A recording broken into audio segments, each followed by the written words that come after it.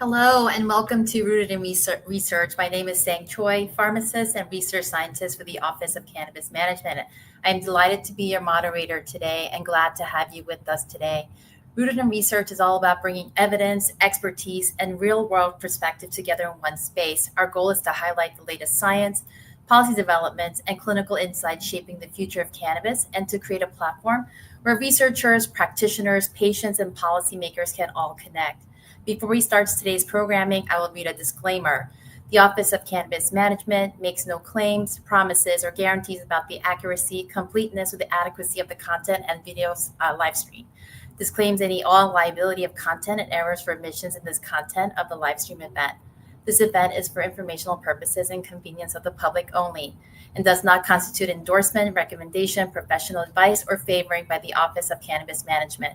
The content of this live stream event is based on information available at the time of recording and is subject to change.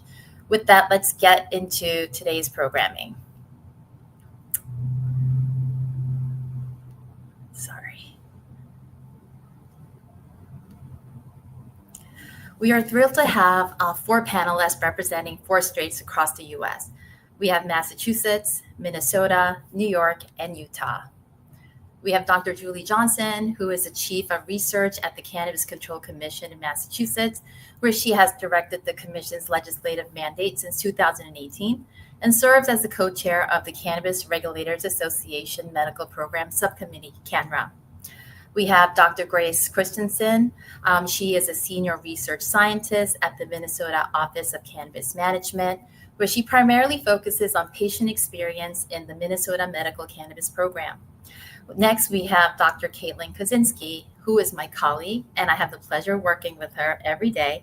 And she is a research scientist at the New York State Office of Cannabis Management and oversees development of medical cannabis research protocols, data analysis, and scientific outreach on the scientific programs and research team. And lastly, we have Dr. Laurette Franks, who works in the epidemiology department at the University of Utah in conjunction with Utah Center for Medical Cannabis Research. She is currently overseeing a prospective cohort evaluation of the Utah Medical Cannabis Program and initiating a couple of projects involving the creation of a database in Utah.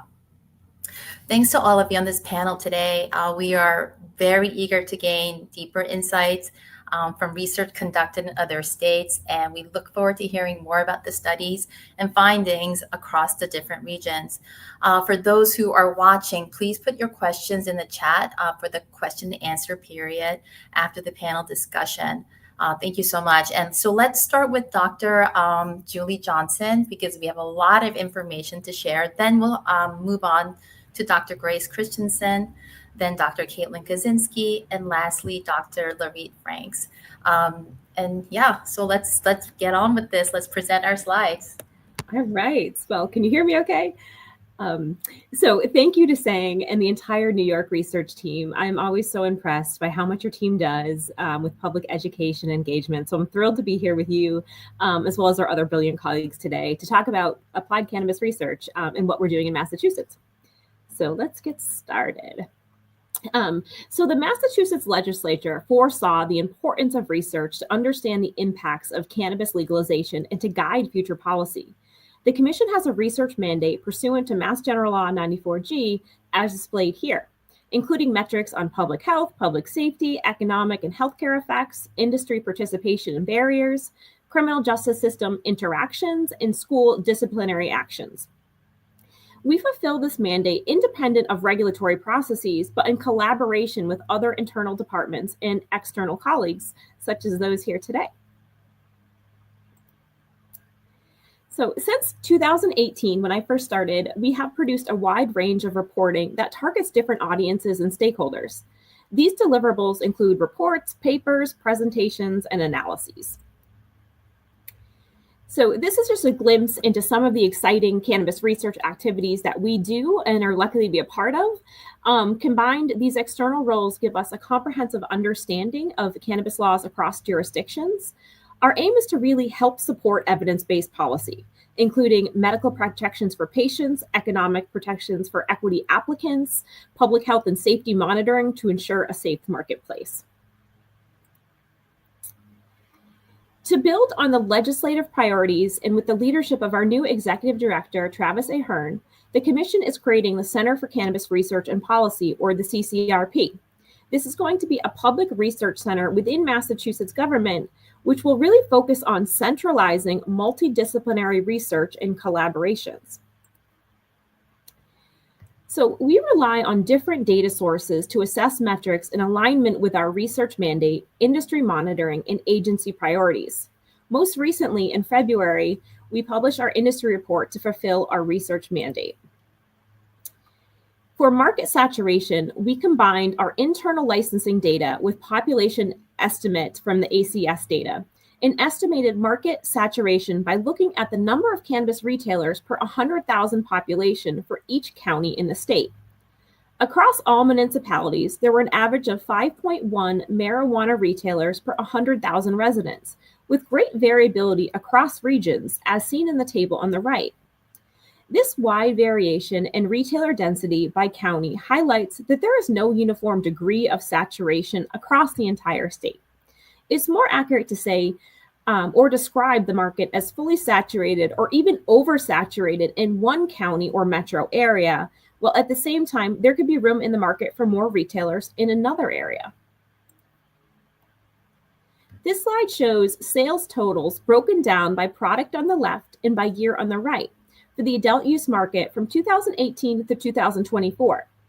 Sales had just surpassed $6 billion in April 2024, and as of July, when the data was last updated, we are now over $8 billion. A little fun fact, cannabis has now surpassed Massachusetts' beloved cranberries in sale.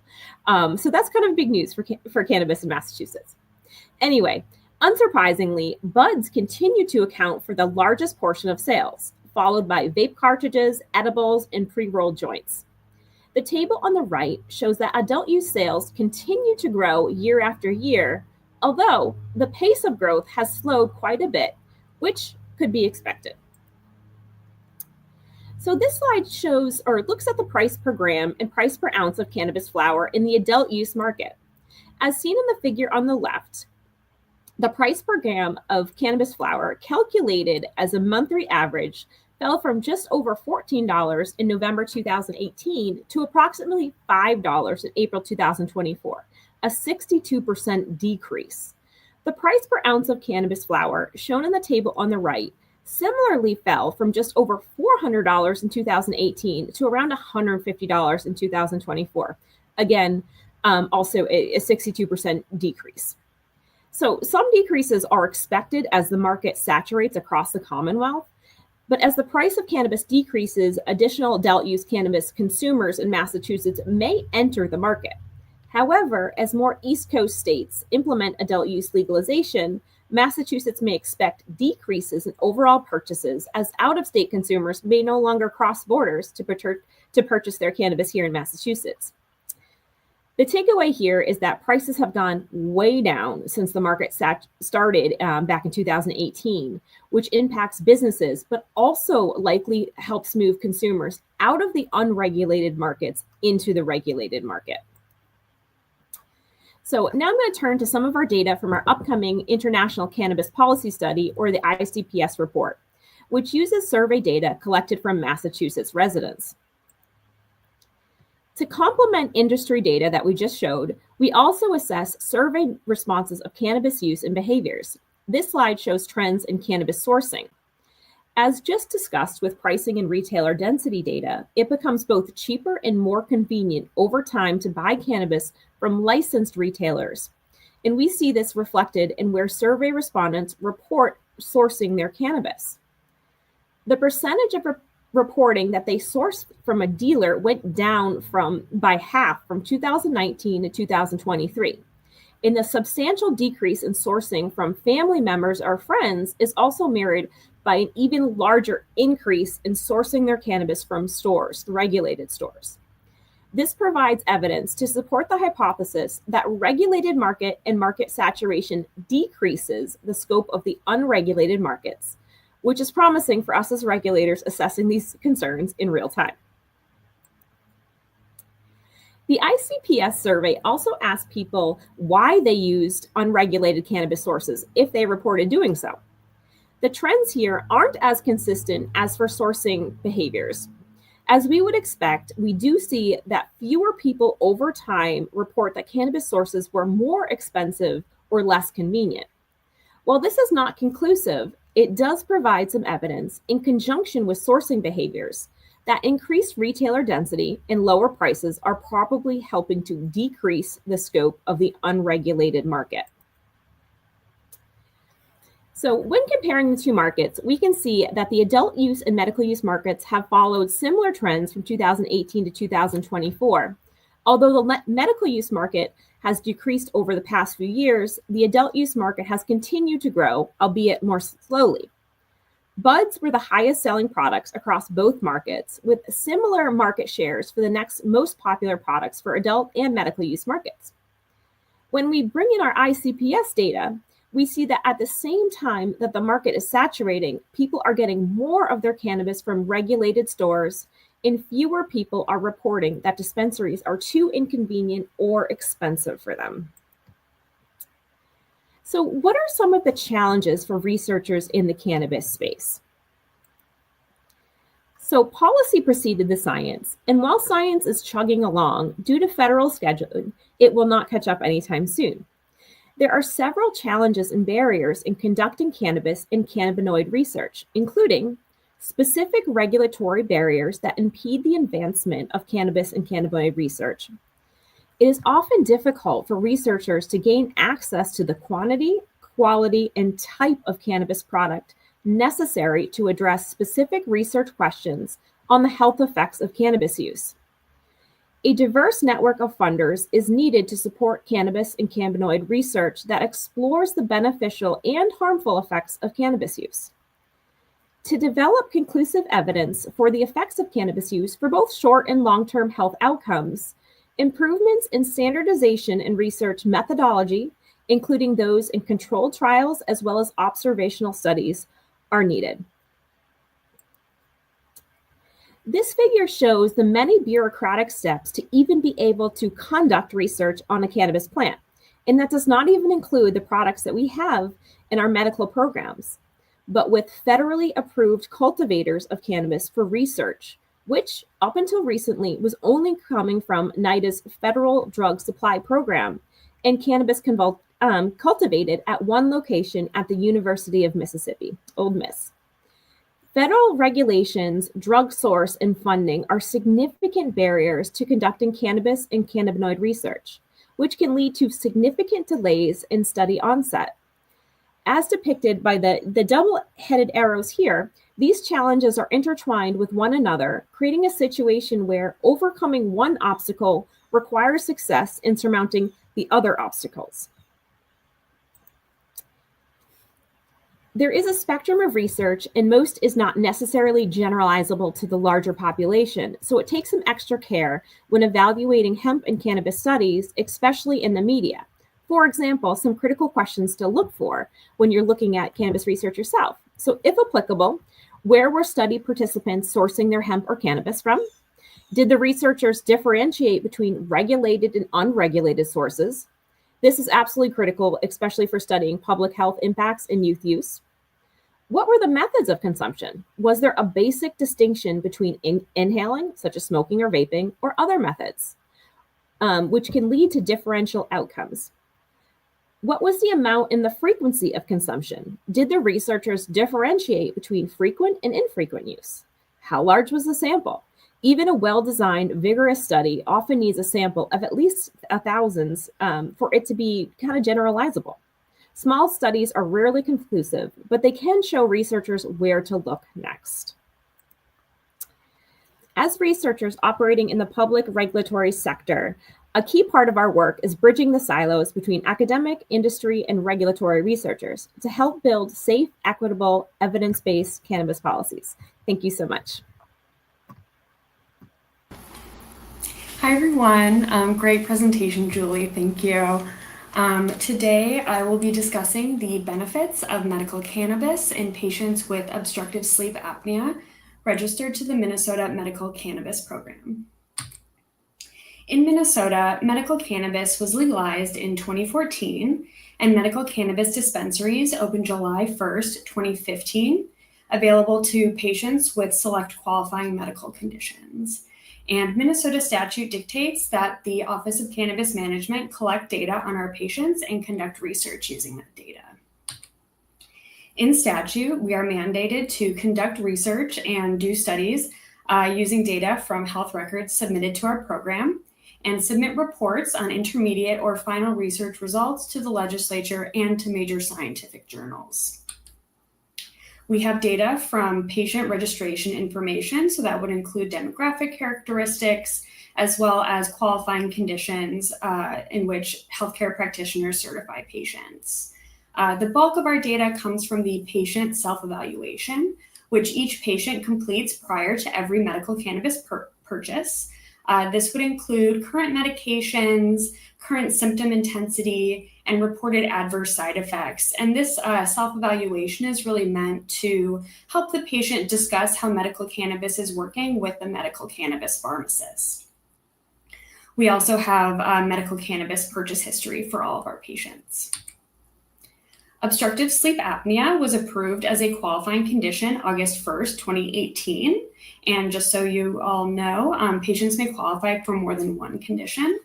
Obstructive sleep apnea is one of the more common qualifying conditions, with over 2,000 patients currently registered with obstructive sleep apnea in our program.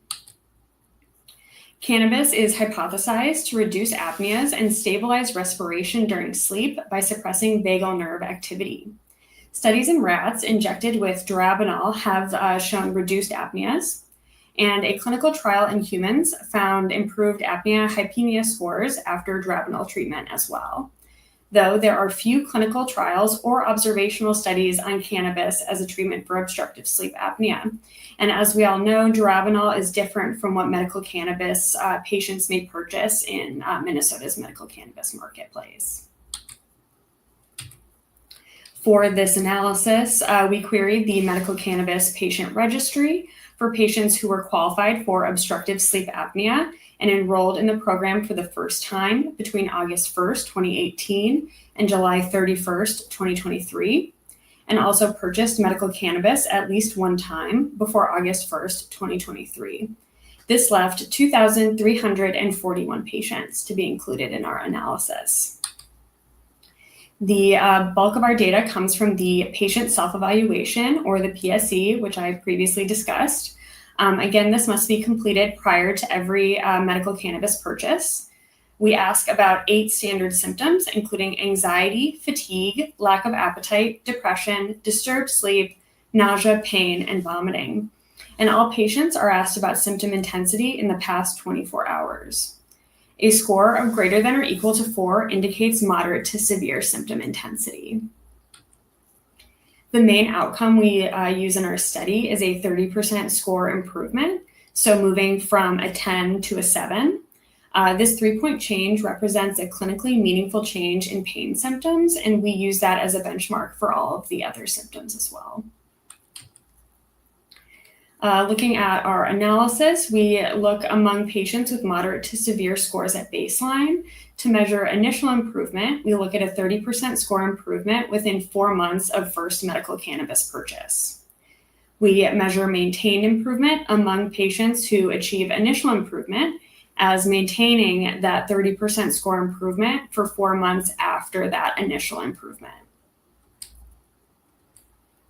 Among our 2,341 patients, 76% were male, and the mean age was 50 years old, and majority self-identified as white. Looking at symptoms at enrollment, for disturbed sleep, 93% of patients reported moderate to severe disturbed sleep scores, and 86% reported moderate to severe fatigue scores. And this is what we would expect among sleep apnea patients. For initial improvement, 60% of patients reported a 30% symptom improvement within 4 months for their disturbed sleep score, and 55% reported that symptom improvement for fatigue. For maintained improvement, we see that Among patients who had the initial improvement, 73% were able to maintain that score improvement for 4 months for their disturbed sleep, and 68% were able to maintain their score improvement for fatigue.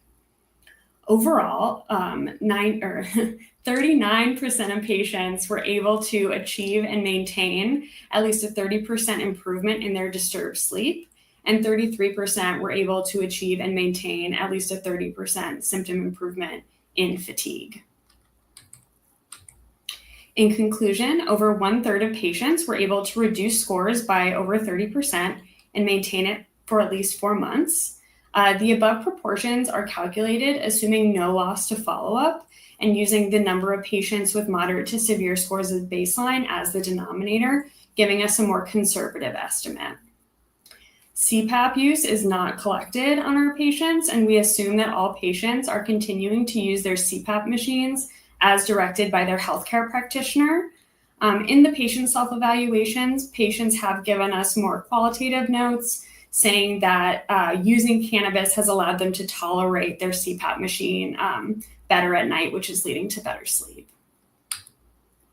Some strengths of this study is that it's a large observational study in medical cannabis patients enrolled for obstructive sleep apnea. And as statute dictates, patient self-evaluations are mandatory before every single purchase. And this reduces response biases as all patients need to submit the PSE if they want to purchase medical cannabis. We have limited information on potential confounding variables, and patient follow-up is irregular as it's dictated by patient purchases. Some patients purchase multiple times a week, while others may purchase less than once a month. Additionally, there is loss to follow-up in our study, as if a patient just stops purchasing medical cannabis, they will be lost to follow-up for our analyses. And again, we have no data on CPAP usage or follow-up apnea-hypopnea scores. Thank you, and the full report is available online on our website as well if you're interested.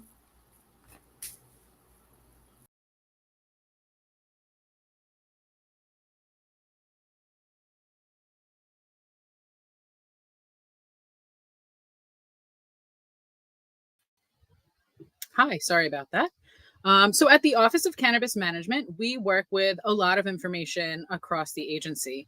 We utilize public health data, economic and industry data, laboratory testing data, and medical cannabis program data to inform policy.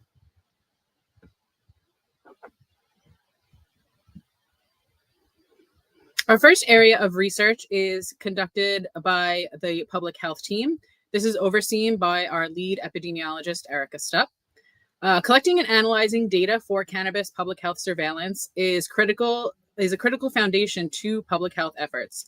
This ensures that public education and policy remain data-informed and evidence-based.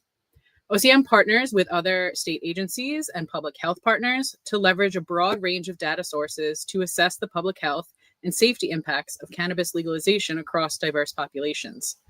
So this includes using population-based surveys to quantify general consumption prevalence and patterns, social and behavioral indicators such as risk behaviors and perceptions, and results specific to priority populations such as teenagers, pregnant people, and older adults. Administrative data sources are used to monitor other key impacts of cannabis consumption, such as emergency department visits, hospitalizations, poison center calls, substance use disorder treatment, and traffic incidents.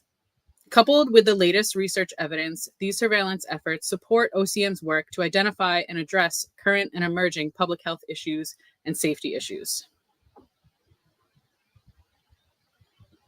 The second research area into economic trends is led by John Kagia and the OCM policy team. This research aggregates large-scale economic and industry data to observe trends in this emerging market. This includes industry analysis on sales data, such as strain and product type, and also surveys to obtain cultivator data, such as how many cultivators are operational, how much everybody intends to plant this year, how much of their authorization they're using, and how they intend to expand in the future. This data analysis informs the office on emerging trends and helps to shape policy initiatives within the office.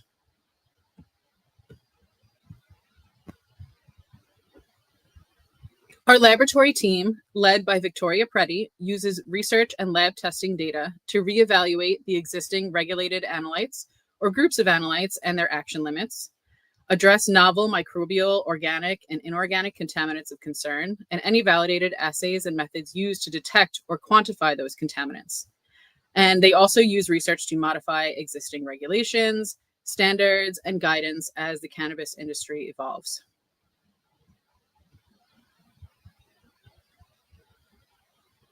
Another area of research that we conduct is on the medical cannabis program. In 2023, OCM launched an initiative to evaluate the medical cannabis program with a broad survey of medical cannabis patients and certifying practitioners. The survey was tailored to understand the experiences and perceptions of those participating in the medical cannabis program since legalization. We collected demographic information, household income, insurance information, information on certifying conditions, consumption habits, and also issues of access.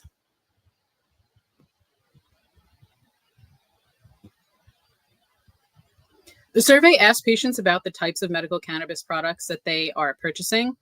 Oral solids, which includes gummies or capsules, and vapes were among the most popular product form. This was followed by whole flower. About 51 of the respondents reported that they are using high THC products, and about 31% of respondents use products with a balanced or equal ratios of THC to CBD. We also found that 66% of respondents reported that they were utilizing medical cannabis daily.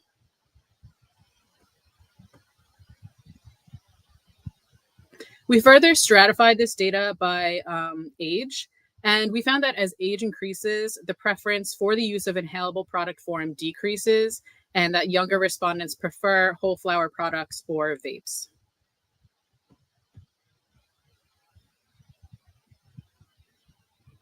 The survey analysis also focused on issues of health equity and access. One of the main hurdles to medical cannabis access is travel time to the nearest dispensary. We stratified travel time to the dispensary by average household income, and we found that respondents with greater household income reported lower travel times to medical cannabis dispensaries. Most respondents reported traveling an hour or less, but as household income decreased, the proportion of patients reporting greater than 60-minute travel times increased.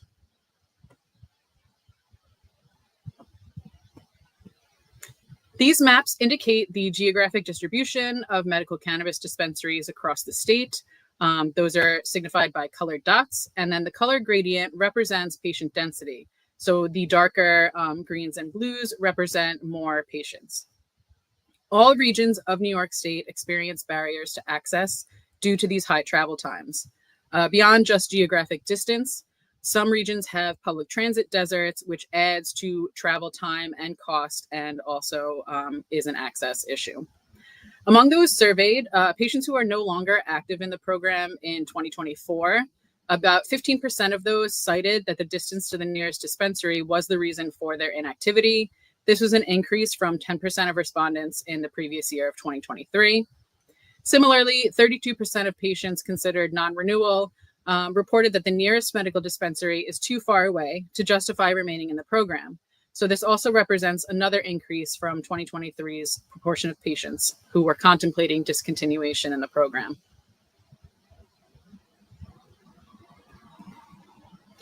New York State cannabis law dictates that registered organizations that open and operate multiple locations must open their 5th and 6th medical dispensaries in unserved or underserved areas.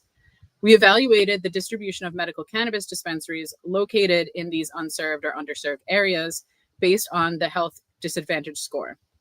This score considers the following indicators: population to provider ratio, the population 65 years or older, the rate of those uninsured, low birth weight, premature deaths, household disability rate, and drive time to healthcare.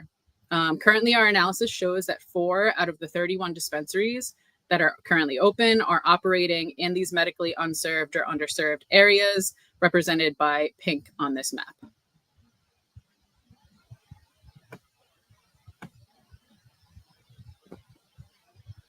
In addition to conducting this research on health equity and access, we also research how patients are using medical cannabis for symptom management.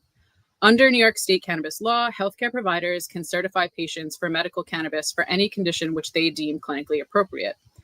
We asked survey responders to collect all conditions for which they use medical cannabis. Approximately 70% of patient responders to the survey selected multiple conditions. This indicates that patients are using medical cannabis to manage multiple health conditions. This research is used to develop and design future clinical research studies that will help us add to the evolving science of cannabis. We can focus on adding validated data on these different conditions and health outcomes related to medical cannabis.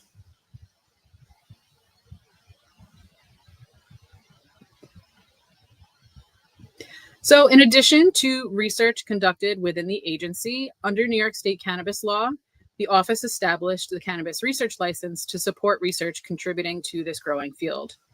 Cannabis research licensees may produce, process, purchase, or possess cannabis for research purposes, which includes studies to test the chemical potency and composition of cannabis products, research on the efficacy and safety of administering cannabis as part of medical treatment, clinical investigations of cannabis-derived drug products, and also genomic or agricultural research. With that, I would like to extend a thank you to the scientific programming and research team led by my Deputy Director, Nikisha Abel, also Sang Choi, Alexandria Wilkins, who has done most of the work on the survey data, so I would like to give her a shout out, as well as Lauren Foster and Andrea Unser, who are responsible for overseeing the research license program. Thank you.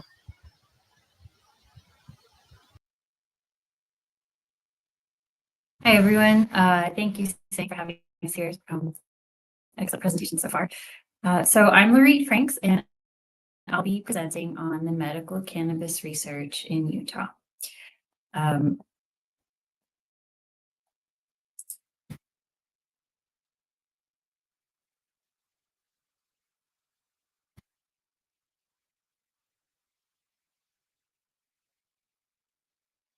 Sorry, my computer's froze. So first, I'll talk about just what I'm going to talk about, which I'll give a small background on the Utah Medical Cannabis Program, and a little bit about what cannabis research at the University of Utah looks like, just to give some context. And then I'll talk about a medical cannabis program evaluation that we did as a manuscript.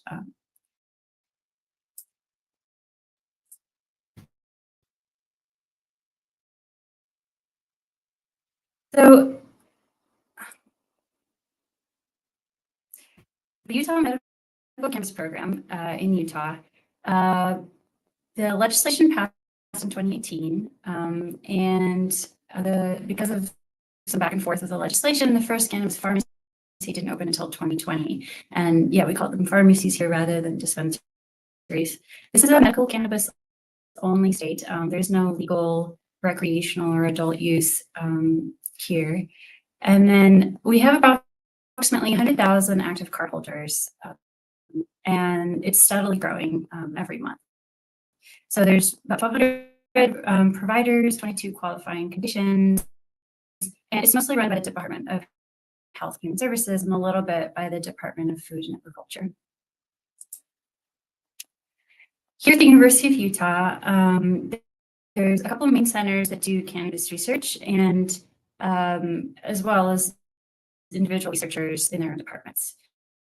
So we have the Medical Cannabis Outcomes Research and Evaluation Team, the MCOR, which is nested in the epidemiology department, and we focus on health services research. We also have the Center for Medical Cannabis Research, which is funded by the legislature annually. And they provide seed grants for other researchers. And we are currently building an educational platform based on literature reviews. We also like to connect researchers for collaboration. Me personally, I straddle both of the centers, and my job is 50-50 with these centers. Dive into the details. Here at MCOR, we're contracted by the Department of Health to evaluate the Utah Medical Cannabis Program. But aside from the study itself, part of this contract was to determine what evaluations look like for other state programs. We decided to make this literature search publishable so that we can share the information with everybody else. So our evaluation of evaluations is, this is the title, and thank you to all the wonderful authors. If you feel like looking it up, go ahead. Let me dive into the details. So we structured it as a narrative review. The sources that we accessed are obviously the scientific literature. We did a lot of gray literature searches, including Google, et cetera. And we looked at every single state program website to find an evaluation, and emailed experts, none of whom replied.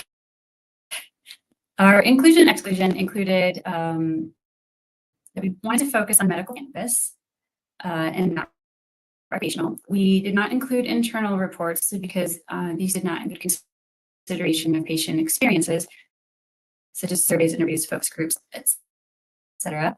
And we wanted to focus on single state evaluations, even though there were a couple multi-state evaluations out there, due to extracting data being too difficult. All the authors screened the papers and were involved in data extraction. So these are our results. We found only 7 evaluations that met our inclusion and exclusion criteria. And this was done before New York, as you just saw, had done theirs. And so we didn't include it. But we found one in Maryland. The one we found in Minnesota, I think, was one of their first, or maybe their first. New Mexico, Ohio, Rhode Island, and we found 2 in Pennsylvania. So I'm going to talk a little bit more about the structure of the evaluations rather than the content, but feel free to look it up. So first, the evaluations asked about the experiences of the participants, and as you would expect, questions differ from program to program. Only 2 of the evaluations asked about processing time, 5 about information sources. Almost all of them addressed issues such as difficulty of enrollment and cost as an issue. And then 5 out of 7 asked about cannabis use and the conditions of efficacy. They also asked about areas of concern, as you can see in what I've highlighted here. These were the most common areas of concern that were brought up. So they included things like legal protections, issues with providers or product, stigma, access to the dispensary, or sources of information. And there's a little bit of a sneak preview on what the actual evaluations reported. 2 of the evaluations surveyed the providers. One was Minnesota, and they kind of asked it from a different angle, where they asked the providers about their patients. And then New Mexico asked the providers about their own experience in the program.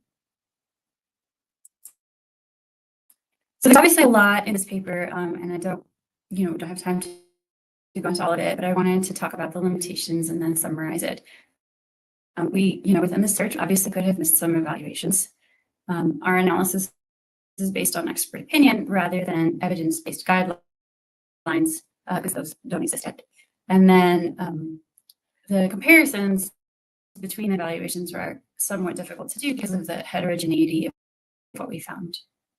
However, I want to focus on some key findings. So one is that the main one is that there's very few states that have conducted an evaluation of their own cannabis program that we found. I do, however, want to highlight that many states invest greatly into the program, have robust internal reporting, they even fund research, etc. We just didn't personally find any evaluations that incorporated participant feedback. And since there's no standardized program evaluation, we wanted to look at the strengths and challenges of these and make some suggestions based off what we found. So here's our suggestions based on what we found. One is that it seems to be very important to prioritize a partnership with an experienced third party to design complete evaluation. It's important for neutrality, and the experience matters because we think that scientifically this could be more. So you could justify a sample and your methods to minimize bias, could define clear goals of the evaluation, which some of the evaluations didn't seem to have. And then consider standardized survey instruments, because there's a bunch out there, and those are excellent. So as far as questions, we thought it'd be important to maybe add universally applicable issues, and maybe consider adding questions for safety considerations, such as illicit use, risk of use disorder, driving under the influence, or safe storage around children. And then finally, we think it's important to consider surveying other stakeholders within the program, such as the providers, the dispensaries, or even the laboratories. So with that, thank you so much for listening. And if your state is planning an evaluation and want some assistance, feel free to send me now. Thank you.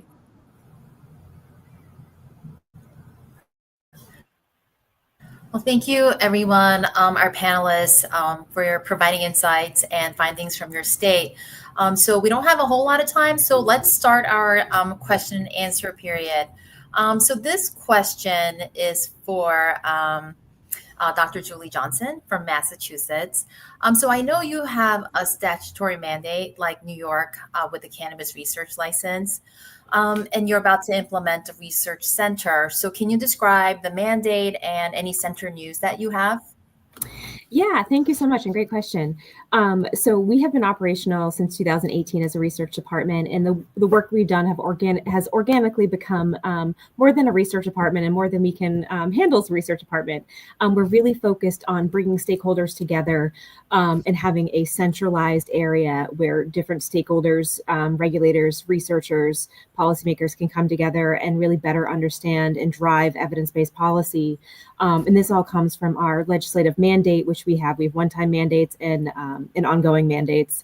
It has a spectrum of research. So we are looking to do that actually this year into next year, to finally establish the center and hopefully be able to give out grants and be more collaborative with folks in this room as well as across the country. And so we can all be better off with that. Well, congratulations. That's really amazing. I'm like excited to hear what happens there. So the next question is for Dr. Christensen in Minnesota. So in New York, our patient practitioner surveys have been extremely informative, which has led to changes in our medical cannabis program. So just this past legislative session, a bill was passed in New York that aligned with many of the recommendations we put in our survey report. So since your state has been evaluating the program since the first year, how has Minnesota seen this research impact policy over the years? Yeah, great question. So in Minnesota, we also survey both our patients and healthcare practitioners. I know the patient survey is biannual, so one's coming up in the fall, which will be exciting. But on our patient surveys, we definitely ask about barriers that they have to accessing the medical cannabis program. And one of the things that we're very proud of is in a prior survey, patients indicated that the annual fee to register for the program was a big barrier to entry. So we've removed the fee for our program. And going forward, we have the addition of recreational cannabis in Minnesota. So we will be surveying patients to see how we can make the medical program appealing to them in the new age of recreational use in Minnesota. Great. And the next question is for Dr. Franks. So your team recently published this evaluation of valuations in medical programs in collaboration with the Utah Center for Medical Cannabis. So what were some key takeaways from the research, and what would be your advice to regulators? Well, I think the first and kind of the main one is that there weren't a lot of evaluations done. And obviously we're talking to the group that has done some and is very active within their state. But in general, it appears as though that many programs are not taking participant feedback into account. And I think that's an element of a successful program. And the second is that the evaluations differed greatly. There's just so much heterogeneity. And so I think, if there was just a little bit more in common with them, even just at a core level, you'd be able to not only see a bigger picture, but also be able to compare, regional results, which I think could be very interesting.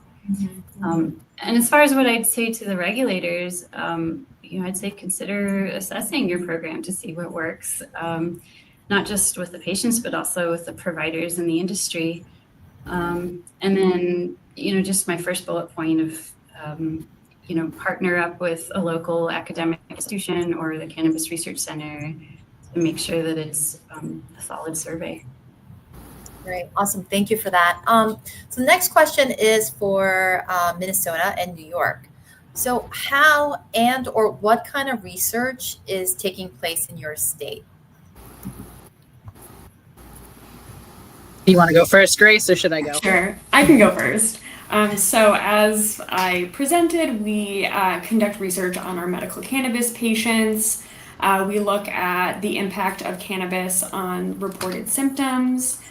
Beyond the standard 8 symptoms that I presented on today, for certain qualifying conditions, we do ask longer questions that are specific to different conditions, which is very informative for us in our research.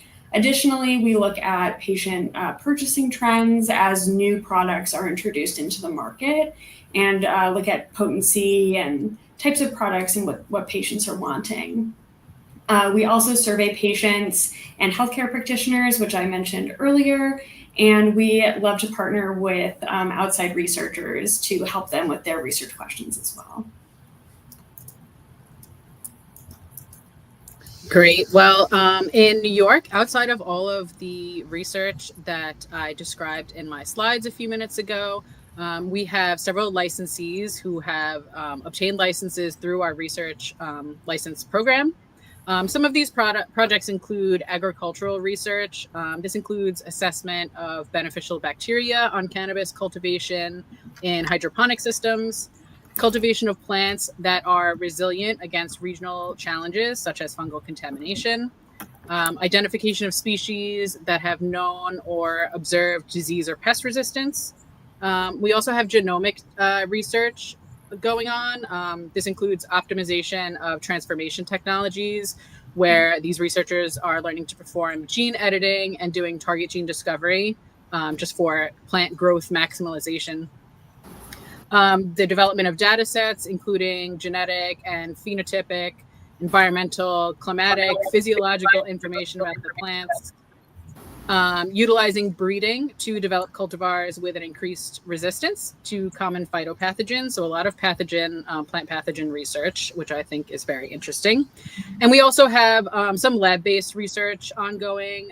So this looks at exposing cannabis to different wavelengths of light during cultivation and see how this affects cannabinoid and the terpene profile, as well as any microorganism contamination. They also categorize specific plants based on the chemical composition. So looking at the cannabinoid and terpene concentrations, doing categorization this way, and also analysis of potency and cannabinoid concentrations, and comparing that to established laboratories and developing a framework for potency testing and labeling practices. All right, great. Thank you so much for those answers, both of you. So Dr. Johnson, you are co-chair for CANRA. So number one, what is CANRA? And number two, what does CANRA do to support research efforts? And if so, what does that look like? Yeah, great question. CANRA is an amazing resource. So CANRA is the acronym for Cannabis Regulators Association. It is led by Dr. Jillian Schauer, who is actually a public health researcher by training too.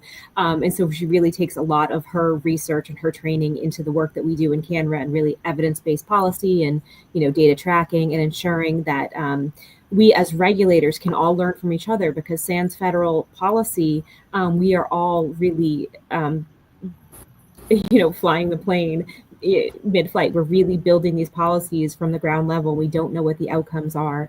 And so we really get to work together and figure out what works best. The Cannabis the CANRA medical subcommittee focuses on like medical programs and sustainability of medical programs, pillars of medical programs, how can providers get the best education. And it has about, I think, 12 different subcommittees that focus on different areas such as federal policy, hemp-derived, testing and things like that. So whatever is going on in your state at the time, you have regulators and groups that can really help facilitate that. So it doesn't have necessarily a research, so CANRA doesn't have necessarily a research subcommittee, but they do have a research arm. And I know that Jillian, Dr. Schauer, is doing a lot of work with grants and really kind of similar to what I'm trying to do with the CCRP is just getting stakeholders to talk to one another, getting stakeholders together to listen, to combine expertise and multidisciplinary work. And so we are moving in that direction of getting more research work and collaborating around teams that now have research departments or entities within their regulating capacity. So I think we are all brought together essentially through CANRA. So I am very, optimistic about where it's going and grateful for the resource. Yeah, me too. We wouldn't have today's webinar if it not for CANRA. So thank you for that. So now we have the $1 million question. Okay, so this is for all of you, and I would like to know if we reschedule or deschedule, how do you think that will impact research?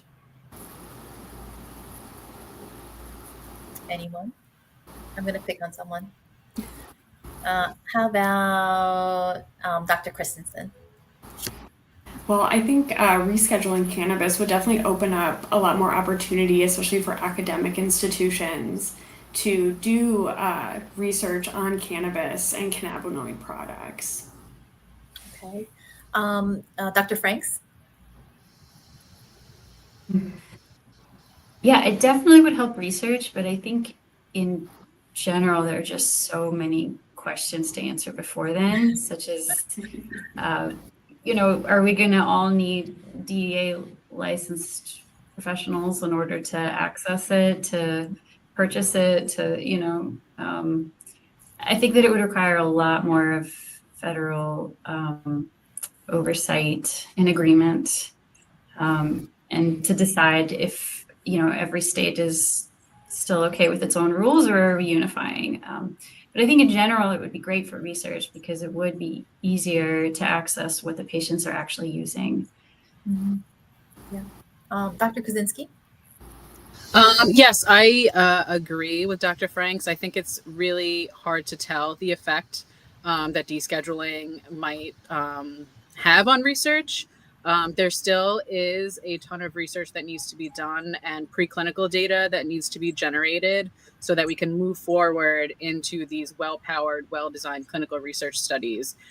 So that's part of why we have the cannabis research license, to really foment research into these preclinical studies and get the data that we need. Yeah. And Dr. Julie Johnson? Yeah, I agree with all of you. And I think our hesitance to answer this question is because we all understand that there are so many unknowns. To echo Dr. Franks, I really am concerned about the DEA licensing. It really doesn't affect access in that way. We still have to have DEA licensing. We still have to have these cultivators. Luckily, we now have 7 cultivators that are DEA certified.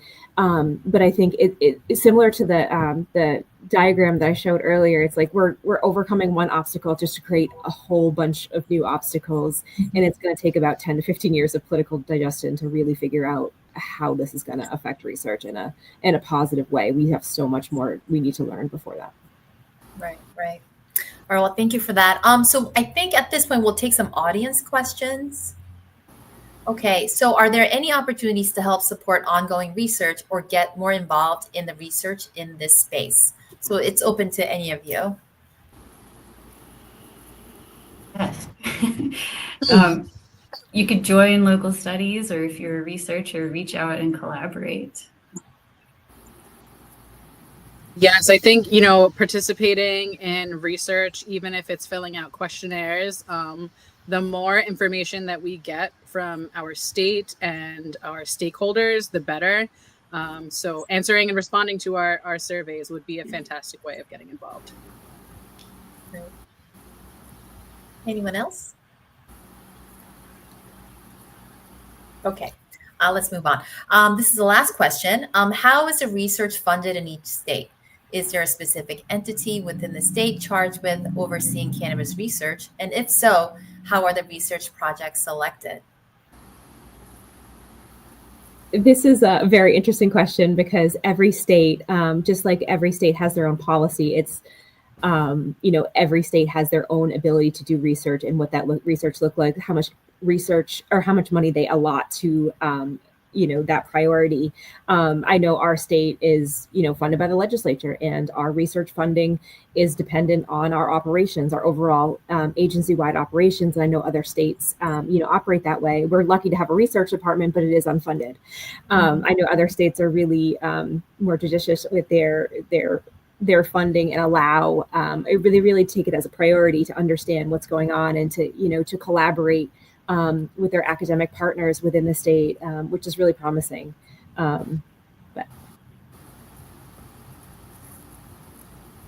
Okay.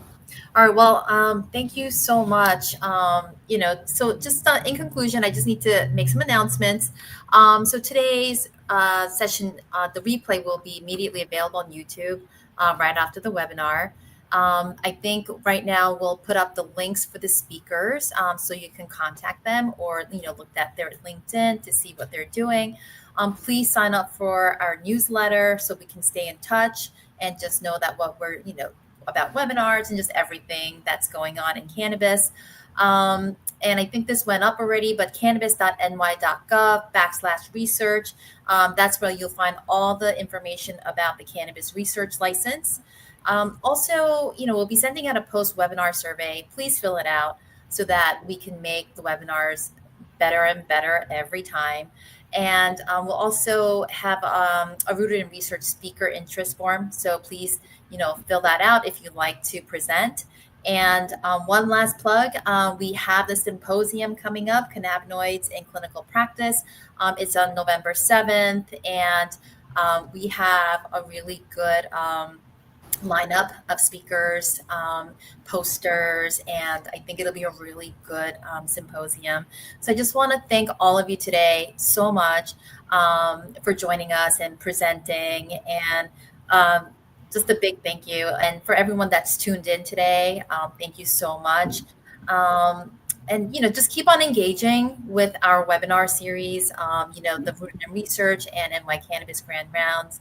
So I just wanted to thank you and hope this was really informative. I know I learned a lot.